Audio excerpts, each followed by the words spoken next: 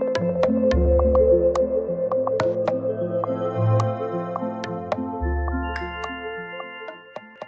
let's go.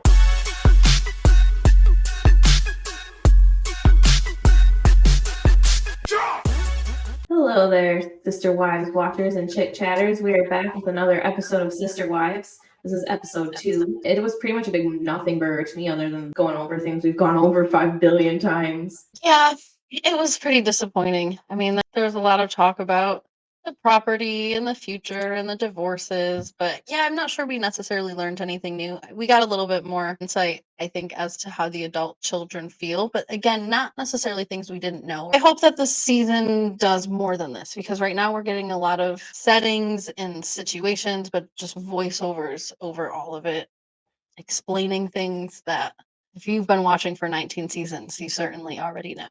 Yeah, you could probably recite it in your speech. You could almost predict what they're about to say at this point. Yeah, that's so true. It's getting so repetitive. But we're starting off this episode with Maddie and Jenelle going to look at some property in Montana. And they kind of go over Kody's relationship with Maddie and that nobody's contacting anybody. Kody doesn't see Maddie or her kids, which is kind of interesting because Maddie and Caleb at one point moved to Las Vegas to be closer to them.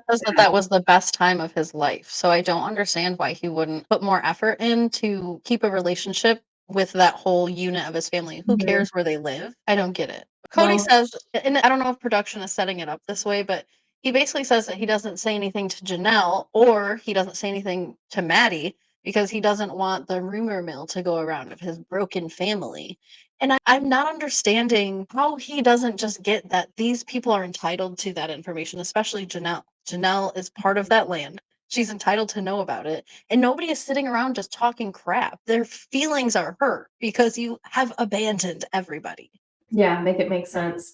And to say every time Maddie talks to me, it's gossip. She's talking to you about her family situation. That's not gossip. It would be gossip if your friends kept calling you for that information, not people who are affected by it. That's what I'm saying. They're all entitled to all of this information. If Maddie wants to know, hey, where's my mom going to be living for the next year? Because last year you had her in an RV in the winter on land, just whistle blowing with my little sister.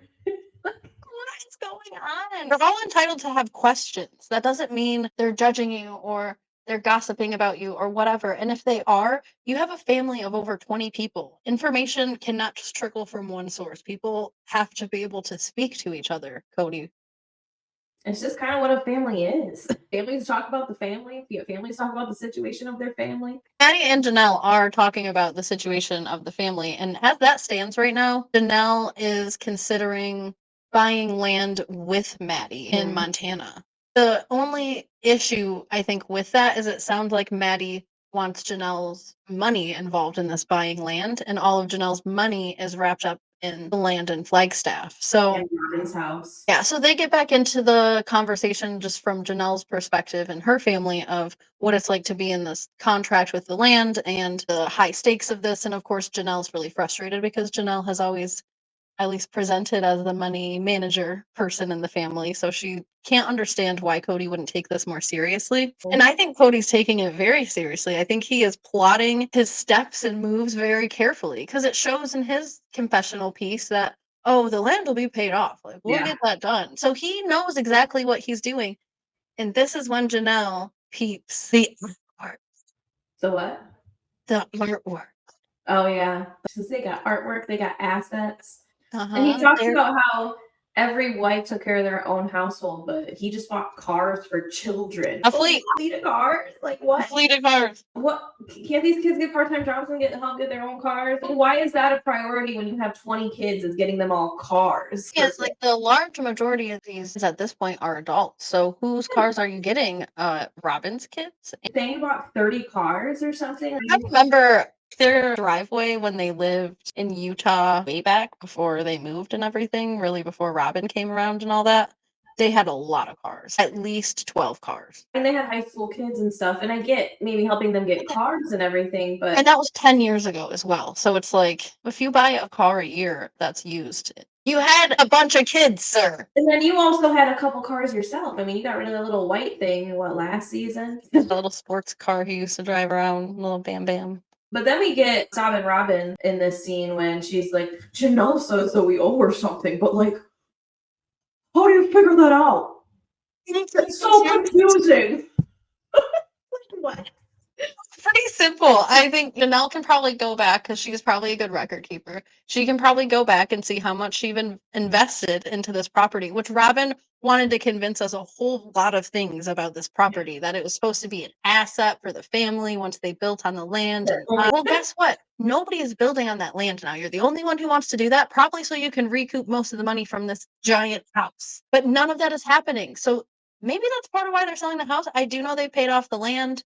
I wonder if there's some movement happening now because we've also learned, I think this past week, that Christine is filing for child support with Truly. Yes, and there's suspicions going on that that is a way for Jenelle to help Christine open up Kody's finances and get some information so that Jenelle can get her fair share and then help Meri in return. Allegedly. I love a good plot. I know. I love a sister wives plot. And that's how this whole series ends. Is that these three women, the OG three, just plot against this man to get all the assets back that they can, that they deserve from this family, and let little Kody and Robyn go on and do their thing. Brava. So anyways, that's just crazy. And Robyn also tries to talk about she just must be a better budgeter than everybody else, that she had hard knocks in the past and blah, blah, blah. This woman, we all watched her try to get finance for a home. I mean, she left her divorce with major debt. Debt on debt on debt. She almost held up all the rest of the family from being able to do what they wanted to do. And then she just magically became a good budgeter? No. Kody and all the family funded you and funded everyone else forever. And she admitted to it. She just wanted to pretend she was talking about something else. But she said, for a long time, we were all working together. Working together in that you all pulled from the finances together and you weren't working a day in your effing life. Exactly. At least not since I've seen you. Her and Christine, their goal was going to be taking care of the kids while everybody else worked. I mean, that is a job. Christine definitely put in her work doing that. She was taking care of all of the kids. Robyn, I think, was just taking care of her own. So not just the kids, but she was also doing all of the meal planning and all of the large meal prepping and the grocery shopping and the budgeting. And she went through a whole 20 minutes in the first season about how she clips coupons and saves such and such money every time she goes there and buys in bulk. And I mean, that pays for itself. Toaster, bread in the oven, everything. Yeah, she's scared of the toaster. I think she uses a toaster now. Yeah, now she does. Someone bought it for her. So we watched Christine do all that. And what did we watch Robyn do? We watched her get a damn nanny. Exactly. Multiple times. And all she has to do is watch her own kids or have Christine help her. I remember the season where they were like, we want to help you. Why wouldn't you utilize? Isn't that what sister wives are for? I just can't fathom how Robyn was able to justify to everybody, especially at that time when money was tight and they had just moved to Las Vegas and bought all these houses and financed them. How in the world could you justify to anyone that you need a live-in nanny when you have less kids than Christine ever had on her own by herself? Yeah. Or, she justified having that stupid jewelry business. She was telling Jenelle she's not passionate about it. Yeah, I think that was a lot of projecting happening there. So much overpriced silver. Yeah. I mean, it wasn't. I would have bought some. I think a lot of people would have bought something just to honestly have it as a funny thing as a fan if they weren't hundreds of dollars. You guys should have been selling like $30 jewelry. My sister wife's closet. Like, stop. No, but that sounds so strange. How would y'all be going in each other's closets? Yeah, it's like a really terrible business. Y'all already share a man. Why would you share a closet? Honestly. And they don't dress cute. They wear like shirts like this over those 2000s tank tops with the fruit. I would not be in one of their closets. Not any of their closets. No. Why not any of their kids' closets either? If I walked in their closet, I'd be like, oh, wrong closet, walk out. Oh, wrong closet. Could you imagine how many 28 times? No, I ain't going in your sister wives' closet. And I don't know why y'all would be sharing a closet. Like, what a strange name. Or like just SW closet. You can still acknowledge who you are without it feeling like it is your whole brand. My sister wives' closet. Why is it my sister closet could be a clothing line, whereas sister wife's closet feels like you're going through your sister wife's closet, and I'm not a sister wife, and you're not a sister wife, and I don't like the style of those sister wives. there's not a big enough clientele of sister wives type people. You could have named it literally anything else. That's why the jewelry line didn't work either, because they did a lot of episodes back in the day of them trying to peddle it around different craft shows and all kinds of stuff. And everybody was so put off and confused by the name. Yeah, you could have named it anything. So basically, this whole episode is just ping pong between people in confessionals. They look at this property. It sounds like it's 40 acres, which is a lot of land. It looked humongous. A whole lot of land. I think more than what they're getting at Flagstaff, for sure. But the thing is that it's like an hour almost from town, and town is a small town. Sounds more like where I'm from, like a real small town, 1,000 people. So it's quite the hike. You're really out there. I don't know if I could do that. I think it sounds nice, but then when she was talking about her kids and school and things like that, unless you're gonna really homeschool and commit to that. I feel like that would have been a great piece of property for them to have and build on 30 years ago. I don't know why everybody would be trying to build on that kind of stuff right now. I get like Maddie and Kayla because they have a family, but I don't know why everybody in Flagstaff trying to do it when they had a perfect setup in Las Vegas. And I actually started rewatching those episodes, the Las Vegas ones. And the only reason they even sold is because Kody was like, well, this is the best time for the market. And I'm like, yep. And he made that up. He made that up. He was like, we just need a little more money and everything's a little too expensive. That's because you got into a whole bunch of these mortgages that you can't afford. But that was their best time. He really should have just tried to figure out how to financially sit with that, because they did well. They had room for everybody. They were all right there, except they were still together. Kody didn't have to run all over the place like when they first moved. There's one more season where he presents his own house idea and all of that. Like, that's the last episode I've watched before season 18. So I'm like, have 2 seasons in between. But I really feel like that's when things were bad before, but there was a lot of hope still for things to turn around. They were all still close by and all that, but gosh, they got to Flagstaff and just their family was wrecked. Yeah, I wonder if they would have stayed in Vegas if Christine might not have left. Even if Christine left, I don't think Jenelle would have left. I think Meri would have just lived with her life. Well, so they see the land, and then after the land, they have a welcome home party for Isabel, which this is essentially just a backdrop for Christine to talk about how happy she is being single.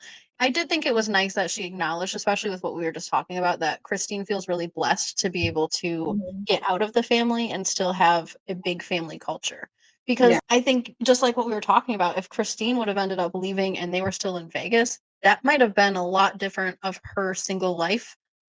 Because I feel like the kids would have stayed around. Janelle probably would have maybe stuck around just because Kody would have been closer to her kids. Christine is really blessed to be able to have walked away and still have a house full of kids the way she wants it to be. And she still had 6 kids. Her and Jenelle had the most kids. So wherever their kids go is basically where the family is. Well, that's the thing. Like, the fact that they're both still close, probably closer, at least that I've ever seen them been, even when they were all married to Kody. So I think that is really a beautiful thing for everybody. I know McKelty really longs for everyone to be together. So I'm sure she's happy that more than half of her family can still gather without tension. Right. And speaking of how the family used to be and stuff like that, Kody talks about pretty much how him and Meri, their relationship has been done, and Mary's going to go try to get this divorce from the church. He says that pretty much he just needed to get her out. And I was like, dude. He said, I just wanted her to go away. Just go away quietly. Like back away into the woods. He said it when it was just him and Meri, things were just really difficult. It was a lot of trying to appease her with her not being appeased. But you know what? I can kind of see that in a way. Oh, yeah. I believe that. I really do. And then he said he got Jenelle in there to kind of dilute that. And it started out okay, but then it just got to crap because there was a lot of jealousies there. And if you only got one other girl that then you actually like going to spend time over there. Because, I mean, let's face it, Kody doesn't say that many bad things about Jenelle. It seems like he still almost feels like she's willing to live in this delusional world with him a little bit, at least 1 foot in, 1 foot out, even though he calls her the Teflon Queen. She called him, what did she say? He leaks like a sniff? Like a sieve. Like a sieve? I'm like, what the hell is that? Yeah, like, that's like an expression. A sieve is, I think it's like that thing that you sieve sand through and stuff. Oh, okay. Well, not just sand, but leather small. People's analogies are just crazy. Teflon Queen, leak like a sieve. Oh my God. I know they've gotten a little nastier in the last year. I do think that they both have, for some reason, a soft spot for each other. I don't think Jenelle will ever go back now, just because of what happened with her kids, even before Garrison. But I think, especially now, there's just no hope for that. He kind of rambles on the porch a little bit about Meri and how he doesn't want to be accountable to the church. Meri wants to really stick the fork and be done in this whole situation. So that's what she's going to do. In true Meri fashion, she's not going to be persuaded. That's essentially been, it sounds like, the theme of their marriage. Meri does what Meri wants to do. Kody tries to dilute that as much as possible, and when he can't, he just avoids her and turns away. And that is how their marriage will end. So apparently, Christine came in and diluted it even more and might have saved it. That's probably the nicest thing he said about Christine in like 3 years. Yeah, and I think we all know that. And it was just the OG3 and Kody. That was probably the most harmonious that they have ever been, even though we didn't get a lot of view into that. I know they talk about how things were difficult then, and I'm sure that they were. But as far as the idea of them in this religion having to live in harmony to get to wherever, I think Kody should have stopped at 3 because his love for Robyn blossomed into hate for the rest of his wives. This man is constantly trying to convince us and himself that he had to force himself to love these people. And I mean, maybe at the end, sure, but you cannot rewrite the whole 90s, the whole early 2000s. Like, you can't do that. It's ridiculous. Otherwise, you're going to have to rewrite this dumb book here. Yeah. The whole thing. And give me my money back. If this was all fake. Honestly. $14.99. Like, they tried to portray that as a love story for all of them. It's literally called an unconventional love story. That's what it says. Unconventional marriage. The story of an unconventional marriage. Becoming sister wives. Look at it. You owe me money if none of that was true. Honestly. It's all trash. Kody ends off his rambling about Meri, of course, with his love for Robyn and how she brought the loyalty to this family and he's going to thus stay loyal to her. I understand loyalty in all families. I get that. But in a sister wives, plural marriage type of setting, she brought a different type of loyalty that was monogamy. Okay? That's what she brought. That's what you did. And you guys chose that life together. And in Kody's words, when we chose well as a family, we did well. And when we chose wrong, we went wrong. And I hope everyone's happy. Kody, I hope you're happy. These were your choices.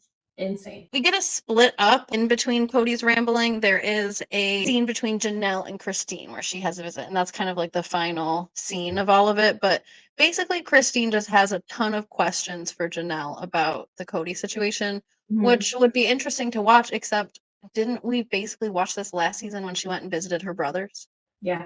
It was basically the same thing over again. She's like, oh, I got all this information last time. I don't want to try, but it's just so much information. I'm like, girl. Are you going to leave Kody or your marriage over? Tell me. Did you tell him? Does he know? Can I call him? Man, Christine is so dramatic.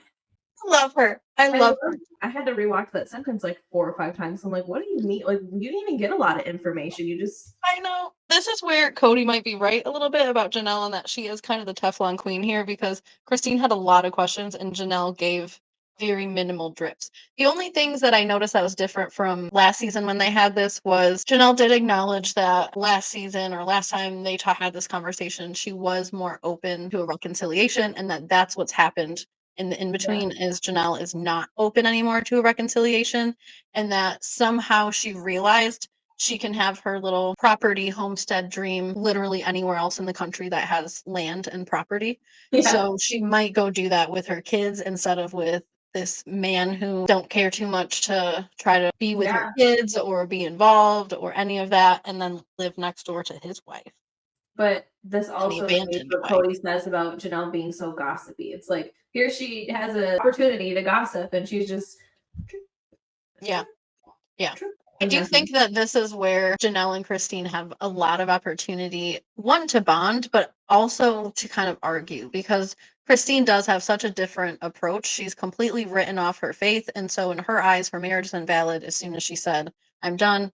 And especially when she moved away. And for Jenelle, she needs to keep reminding Christine that Jenelle still has her faith in some way, which is confusing to me because they believe they're sealed forever or whatever to this person for eternity, to their husband. So if you're sealed forever to your husband for eternity and you believe that that's the case, why don't you want to get a release? I feel like maybe that's what she's working towards. She doesn't really know how to do it, which I still find weird because I feel like you could have figured it out by now. Maybe with a quick Google search. That's why I think she's just not going to do it. I think she's going to just, like she told Christine at the end of this, she's going to conclude business with Kody once this before. land is figured out. And I think she's just going to walk away and be okay with being sealed to him for eternity.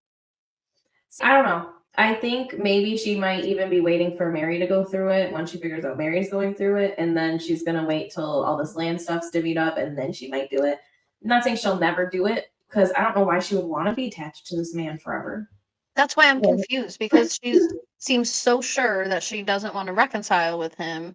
Maybe she's just worried about her earthly life and she still wants to get to wherever. But I think Mary's got an easier shot because Kody want nothing to do with her anyways. You think Janelle's thinking of, at least if he's in this state of mind where it is a possibility of reconciliation, even though they don't talk at all, that she might actually get information out of him when it comes to the land. Mary's already been done written off. She got nothing else left to lose. She might as well just do the it. only hope that Meri has is that Jenelle will fight for her while Jenelle finds her way out. That is so much facts. But it makes me sad because we all know that Christine did well getting out of the family when she exchanged home for these assets and the land and all of that. She did a good job for herself. I think she should be proud of the way she figured that out. Meri has rental property, whatever, but that's hers. She got that all herself. Jenelle is literally the only one who has nothing. And everything she has is in jeopardy. All the money she invested into Robyn's home, on paper, is Kody and Robyn's. There's nobody she can call and complain to or whatever. I mean, she can say they had a verbal contract, but that's going to spend money on lawyers and whatever to try to get that money back out that I don't even know if she's entitled to. I'm not a lawyer. And then the rest of her money is wrapped up in this effing land that isn't yet paid off, that in her mind, in 6 months could just poof and disappear and her whole investment could be gone. I feel bad for her because House really does have something that they can live off of. Like Meri can sell that rental, she can live in that rental, she can make money off of that rental. Christine was able to get enough money to get a home and whatever. She makes money from being on Sister Wives, but she can't sell the rental. It's not hers. Meri? Yeah, it's not her rental. Carawan? Oh, that's the Airbnb. We keep calling it Yeah, Airbnb. that's what I'm saying. Her Airbnb. Yes, I'm sorry. Yeah, not in Flagstaff. That's why I was calling it the rental. But yeah, the Airbnb situation. I don't know if it's an actual Airbnb. It's not. It's a B&B. It's a bed and breakfast. B&B. I don't think they're taking reservations right now, but I think we should make a reservation at Mary's B&B. It would be fun. Guys, let's pick a day. Comment below if you want to pick a day. Go stay in Parowan. For what? For like a hangout, Sister Wives appreciation, learn about plural marriage. I don't know. Ever since Meri got rid of that 1,000-year-old tree, I'm not as inclined to go there. That was the draw for me. Goodbye. Anyways, what I did find interesting is that Madison and Jenelle are considering even buying the land in Flagstaff, which I do think might be an interesting idea. But I also feel like it'd be weird having Kody and Robyn so close. I didn't say this, but I don't think Caleb would go for that. His family's in Montana. And they're closer to Christine if they're in Montana, I think, as well. It's only like 5 hours or something like that, which really isn't that bad of a drive. I mean, it's a hike. You could do that in a day easily. We have this little bit at the end of Jenelle and Christine anticipating the next family gathering. They don't name what this gathering is, but I do think, what's his name? Hunter's wedding? I think it's Logan's Logan. wedding. You're right. That's what I mean. Yeah, I don't think Logan does any Sister Wives filming or anything anymore, so they're probably not even really allowed to talk about his stuff. Yeah, I don't think they're going to have any filming there because when we see in the thing for next time, it looks like this gathering does happen and Christine is sort of filming herself and telling us how it went. Otherwise, we probably would have seen how it went. But yeah, so Christine and Jenelle are anticipating what that's going to be like. And obviously, they both think it's going to be awkward. And they start talking about the holidays and blah, blah, blah. And the Christmas text thread gets brought up again. And then they have, what is their names? Baby Sobbin Robins. Baby Sobbins, Aurora and Brianna. Every time we see them, they are so sad and traumatized. Just tears. And oh my God, everybody hates me and blah, blah, blah. And it's like, I feel bad for them. Kody and Robyn must have so much convinced them that everybody in their life hates them and has deceived them for so long. It's like, how could you live with yourself knowing that this is the state of your basically adult women children because of you? They think they're like worthless and not valuable and nobody loves them. They straight up always look like this. Constantly. And The craziest thing, it makes me want to laugh at them because they're just like Baby Sobbin Robins for sure. Baby Sobbins, yeah. But you get a lot of conflicting information. They're like, nobody accepted us even from the beginning. And then you get Christine's side. They were always welcome. We told them come over anytime. We left our doors unlocked. I feel like if anything, it was Robyn's own feeling of not being part of the family that she projected onto her own kids, and she kept them separated. I wasn't there. I can't pretend to know, but they all lived together. I think Christine was not lying when she said Truly had no idea that the 3 oldest ones were not even Kody's biological kids. I think that that's very much true. I think Robyn just did her kids a disservice when she got them nannies instead of having Christine watch them and be interacting with Christine's kids and Janelle's kids who are always at Christine's house. And that's why Janelle's kids are so tied to Christine, because she raised them and there was an opportunity for all that to happen. And really, it's probably more Robyn's fault. And there's what's her name, Aurora, sitting there crying. The parents didn't do a good job. Your mother, not the parents. Your parents. Kody, Robyn, your parents. Not all of the parents. And what was Robyn even freaking doing? My sister wives closet? I'll never understand why Robyn needed a nanny. She's a stay-at-home what? I know. And it's so funny. I don't know why this scene is seared into my head, but the scene where Robyn tells Kody that she wants to have what I think is their last child. Yeah. She's basically in their new house that the wives bought for her, talking about to Kody how she's so stressed out with Sister Wives Closet and nobody is helping her. She's got all these kids running around and something needs to change in order for me to want to have another baby. That's how she presented it to Kody. So Kody's trying to solve her problems. Okay, well, what if we get these involved and do this and whatever? And she goes, I just told you I wanted to have another baby. And this is how you... So you don't even need another baby. Y'all have 50 babies. Also, it reminds me of the scene in this episode where they talked about how, well, Robyn always had a garden. Well, duh. She had a nanny. She could go tend a garden. Yeah, that's what she was doing. Right. She's modeling DKNY jeans while watering her garden because she has time for that and the resources that she pulls from the family because everyone's working together. Robyn ain't working together. She's working on her garden. Yeah. She's working on Kody. Yeah, that's why she has artwork and assets and gardens and nice things. Oh, it's because she's a good budgeter. It's because other people don't prioritize things correctly. What do you mean? If you prioritize buying artwork and jewelry and trailers, you're going to be broke. I know. The hypocrisy of it all. Anyways, what do we got for next week? So next time, Janelle got her little makeup face on so you can tell she came from the family event. And I wonder if it's to show Kody what he's missing. I mean, I guess if it's a wedding, it's probably because it's a wedding, but whatever. Yeah, it's probably mother of the groom vibes, but I don't know. I still want Kody to see what he's missing because Janelle is like so Marilyn Monroe to me. When she's cute, she is cute. Kody talked about how the family is now in civil war, so he must not have gotten good vibes at the gathering. McKelty is going to have a C-section, and of course Robyn and Christine are going to be there, which there was some talk about that this episode, but nothing notable, just that everyone thinks it's going to be awkward, and we're all here for McKelty. Let's see how that actually goes. It'll hopefully be a more interesting episode, but doesn't look like it, but we'll see. Maybe it's the beginning of the spice. But anyways, well, we'll catch you on the next one, Chick Chat. Remember to like, subscribe, share, rinse, reuse, recycle, repeat, and also do that share thing Brooke was talking about where you just do the share thing. Copy the share link a plethora of times if you'd like. That's all. Yeah, you don't even gotta share it, just copy it. Yeah, that's it. Share, copy link. It helps us a lot. Thank you, Chick Chat. We'll see you next time. Bye.